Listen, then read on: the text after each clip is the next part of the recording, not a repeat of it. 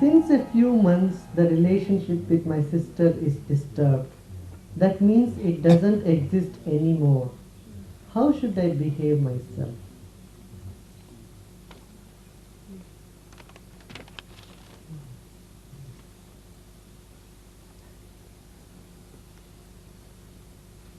Human relationships are very strange.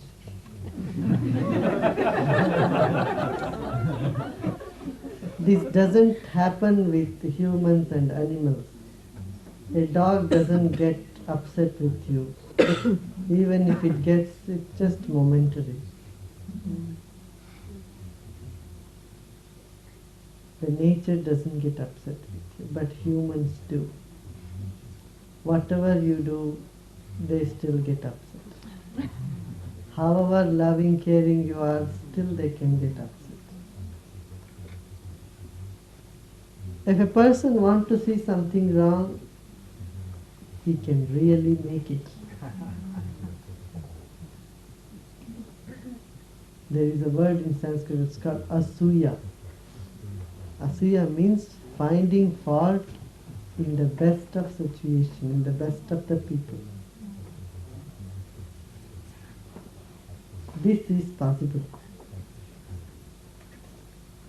But just take more time, have more patience. Learn to stretch your hand first. Misunderstanding is unavoidable in this world. Totally unavoidable. It cannot be totally avoided. Of course, it could be avoided, but not totally. Because the time, place, situation, moods of people will all contribute to that.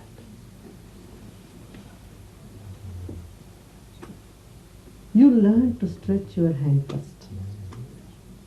You know, when a misunderstanding happens, you expect the other person to come to you first. Let them stretch their hand, then I will stretch and shake hands. So you wait for the other person to stretch their hand. And that person is also waiting for you to stretch your hand first. Now it comes to the point, who will stretch their hand first? So your misunderstanding continues for a long time. You learn to stretch your hand first, however they are. After all, what will happen? They will not stretch their hand. So what? You don't lose your self-respect by it. A person who is not friendly, who doesn't smile at you, he will lose. If you smile at somebody, even though they don't smile, never mind. Let them think whatever they think about you. But you keep smiling. So when you learn to stretch your hand first, you will ease the misunderstanding more and more. Suppose your sister doesn't talk to you, never mind, you send Christmas card. Now and then you send a nice card, nice thing, with a few words of wisdom in it, living in the moment. And then definitely, a period of time they'll turn around.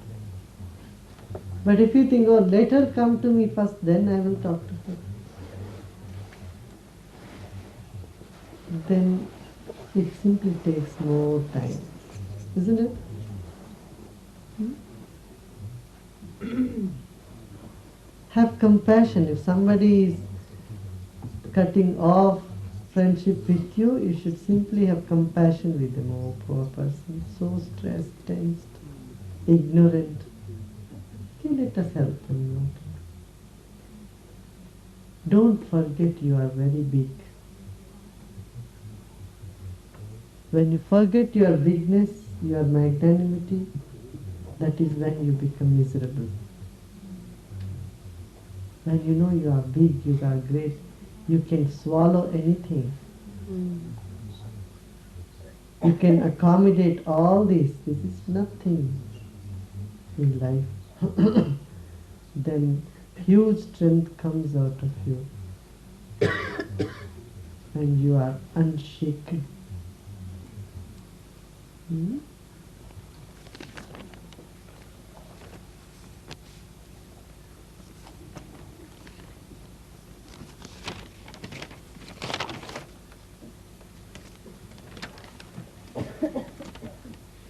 Dear Panditji, Guruji, Guru of my heart, Guru of my spirit, I don't know how to put in words the gratitude I feel for what you have given me. I asked you to help me find my heart and you did. Better still, I now feel that I carry you with me in my heart wherever I go. The 40-day HIV course was incredible. Your love was pervasive and powerful, and powerfully healing for all of us. You helped me discover not only my heart but also my spirit. And you helped me see that my true healing must take place on a spiritual level. A couple of days ago, when you said, "Welcome home," tears came to my eyes. As I realized that being here with you, I do feel a sense of coming home. This community is the home of my heart. Jai Gurudev, your devotee.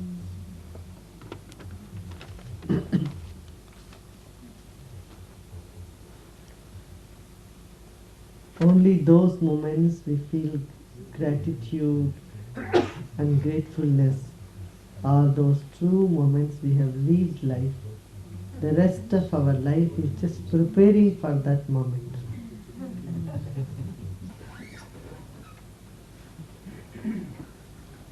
Hong Gi Hong told me a story. When he was traveling in Vietnam, a beggar asked him for some money. With compassion, he gave him some money. But then he was chased after by a group of beggars. Out of surprise and fear, he ran into a police office.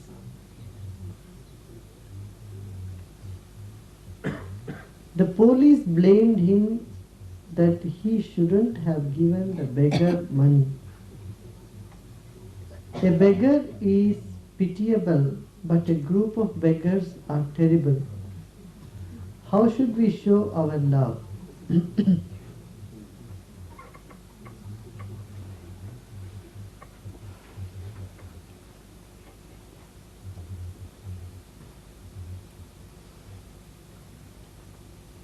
There is a natural tendency in you. When somebody asks, you don't feel like giving. Somebody don't ask, you feel like giving.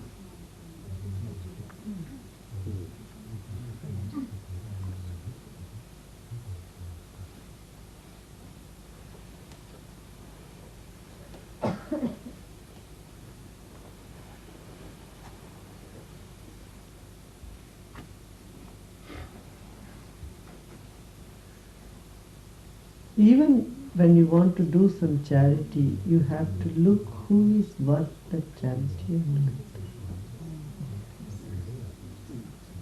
Not all beggars are worth giving alms. There are some who are blind, there are some who are invalid, there are some who are very old, who need help. They could be given.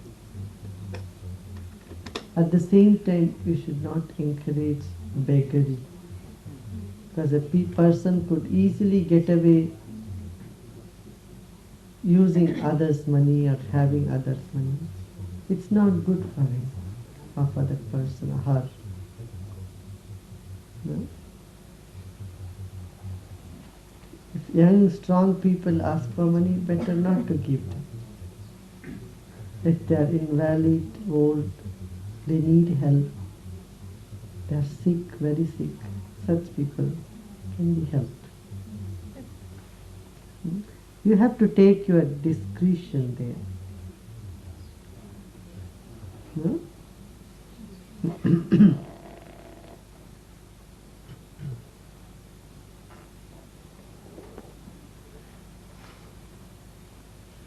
Friends told me to be careful when I wanted to open a company in mainland China.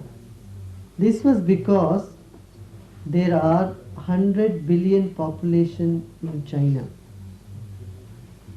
and they are poor and greedy. My past 2 years experience of doing business in Shanghai was also not so good.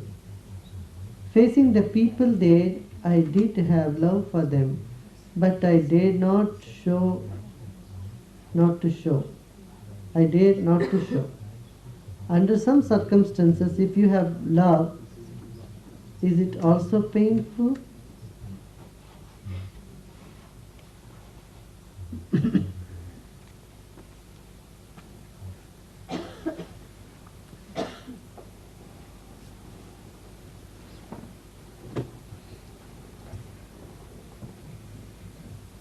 Yeah, you don't have to show your love because different people show love in different manner. And different people understand it in different manner. As long as you know that modes of expression can be different.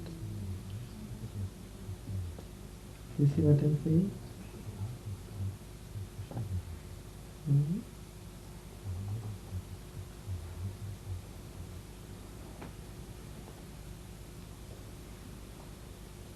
Just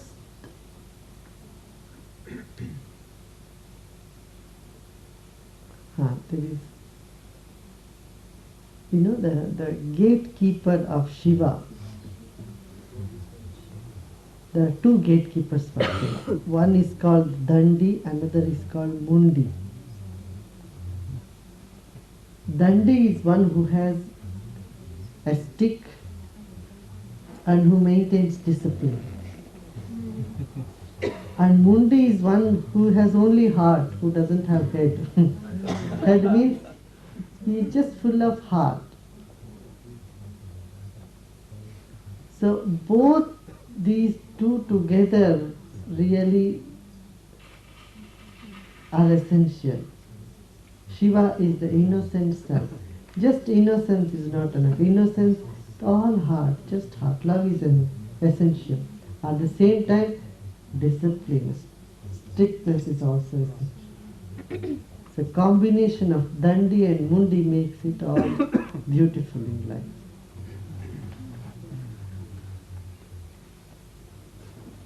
What we have to do with poor people is not just pity, oh you are so poor, but to make them aware that you can be stronger, you can work hard, can do your things better. Show them how they can grow stronger in life rather than just giving them some money or charity.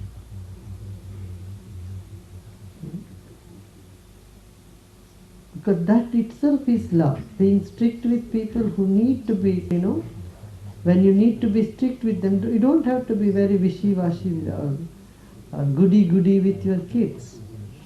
Being too goody-goody, too all the time yielding to them, no good. Sometimes be strict with them, stern with them. That will bring them some discipline, some straightness, strength in them. All the time telling nice words to them doesn't work. Or they get so used to it and later on they become so weak they are unable to handle even a little bit of rough word from somebody. It throws them off their balance. Do you see what I'm saying? Children should be treated, but what happens usually, as parents, you feel so guilty after having scolded your children. You say, oh poor thing, I shouldn't have scolded. No, that's essential. So a child gets a few scolding at home, its mind becomes stronger to take from somewhere else if a scolding comes anywhere else. Do you see that? Otherwise, it will be too much shocking for a child to get a scolding from somebody else or anywhere else. Same thing,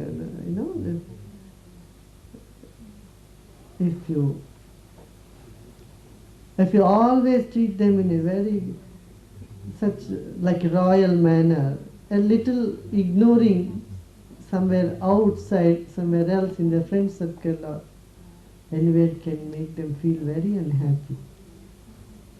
If they experience a little bit of being ignored at home also, they feel more strong to handle it in the world. Do you see that, what I'm saying? See, these things you should use it only as a pinch, a little bit here and there. If you keep scolding your children all the time, they will become insensitive to it. They will get no value.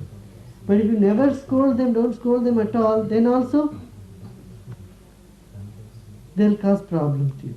A little bit here and there you have to use your weapon. In the same way, compassion goes with discipline. You see that?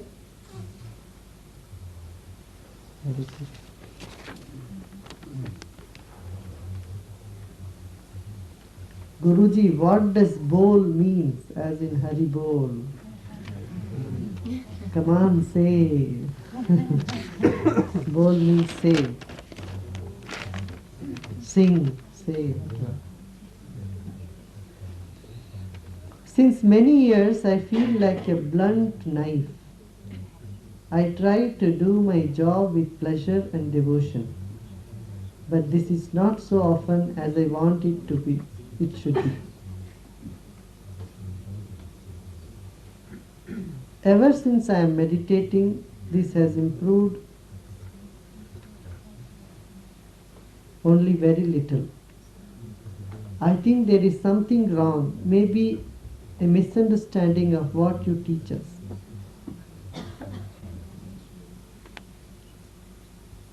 Otherwise, there is a feeling of something within me which has to come out of me, but I even don't know what it could be. I am standing in front of a wall and cannot get through.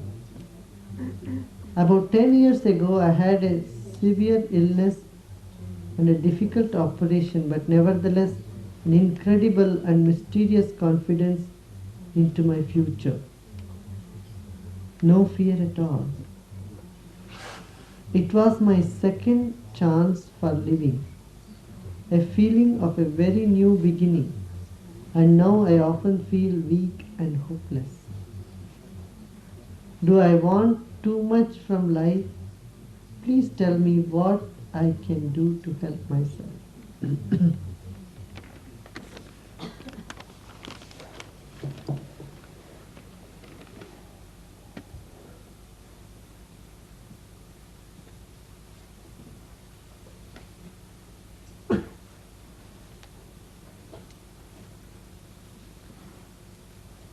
The main difficulty is you are trying hard to do a job with pleasure and devotion. The harder you try to gain pleasure, the lesser you will find it. Just notice anything. Notice in any pleasure, any joy, the more you say, I want to gain maximum out of this chocolate. So you open the chocolate, keep it in your mouth and try to. The more effort you put in that to find pleasure, you will see yourself distancing from pleasure.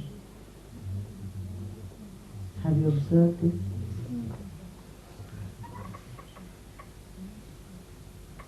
If you say, I want to get maximum out of seeing this movie, the more you become alert to see that movie, the less joy you feel from that movie.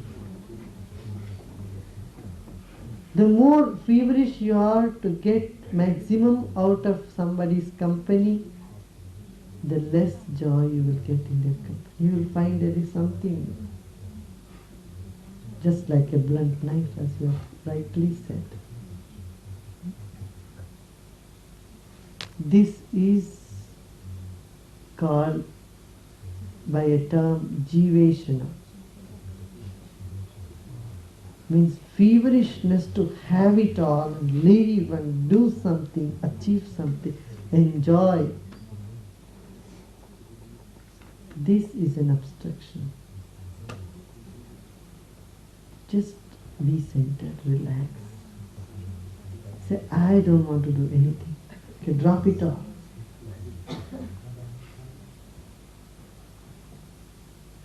You'll find it easy. It's like wanting to sleep. Oh, I want to sleep, I want to sleep, I want to. The more you go on repeating to yourself, I want to sleep, I want to sleep, that very thing that I want to sleep can keep you away from sleeping. Do you see what I'm saying?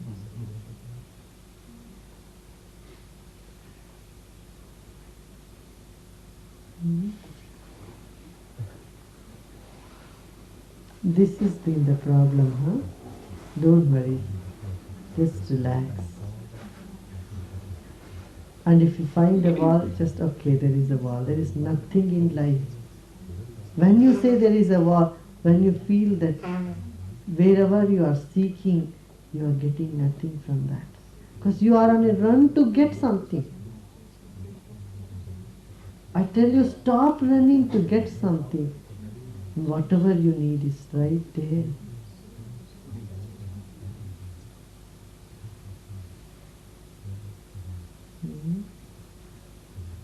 So like the musk deer. Musk deer has the musk in its navel, but it goes round, all round the forest, searching for the fragrance from where it is coming. It's right in its navel.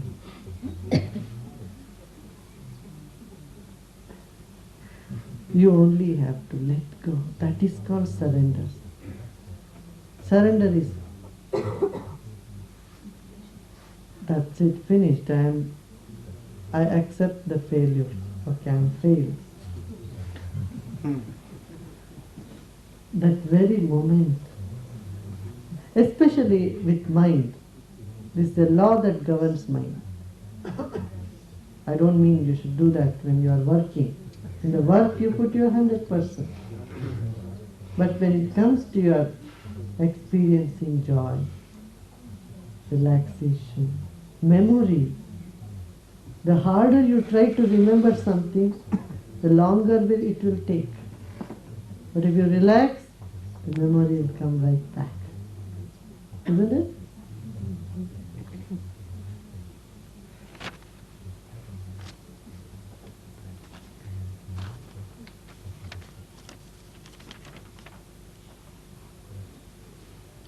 Dear Panditji, if I write you a letter at home and put it next to your picture, do you get the letter or do I have to mail it to you to India?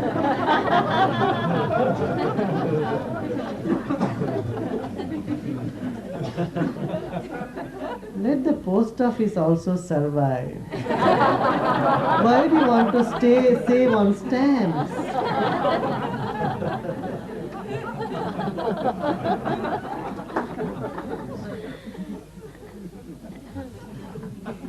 You know, I give a big business to all the post offices.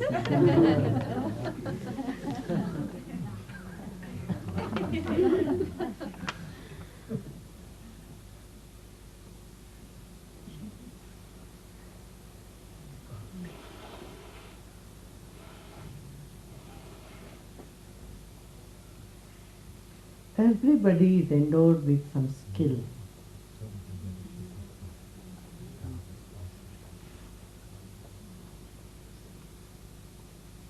And you have to use the skills that you have been given in life. And use these skills in such a way that it benefits people around you. See what I'm saying? Somehow you had this good fortune to learn and know this knowledge. Now you have to convey this to other people. How would you do it? Because it is such an internal personal experience and you cannot, words cannot convey this. Any amount of telling somebody does not really click. It's not very easy. So you have to use all your skills and get across to some people around you, at least a few people around you, and share this joy, this knowledge, people around you. This is very essential. This is how you can multiply joy that is in your heart to more people. No? See, when you sow a grain of paddy or wheat and it grows, it multiplies into 100 grains. No? One grain multiplies into 100 grains. Like that, one soul which gets the knowledge should start multiplying, giving that to many other souls, beings. Don't think from your side, oh, they are not interested. You do not know.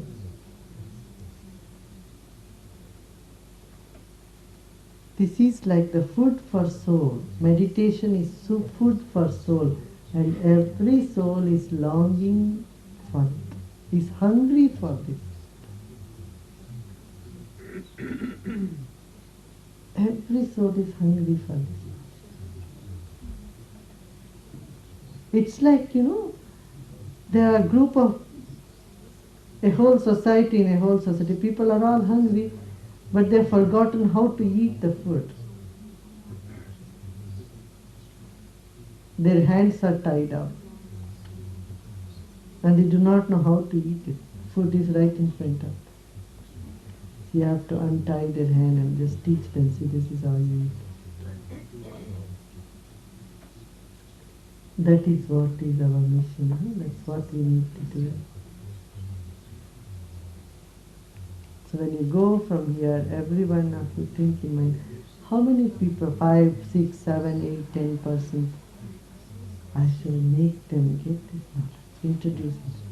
Now in this process, don't be disheartened if some, in the field when you sow the seeds, not all seeds sprout. Some seeds don't sprout. But so what? Doesn't matter. But we don't stop sowing. We continue sowing.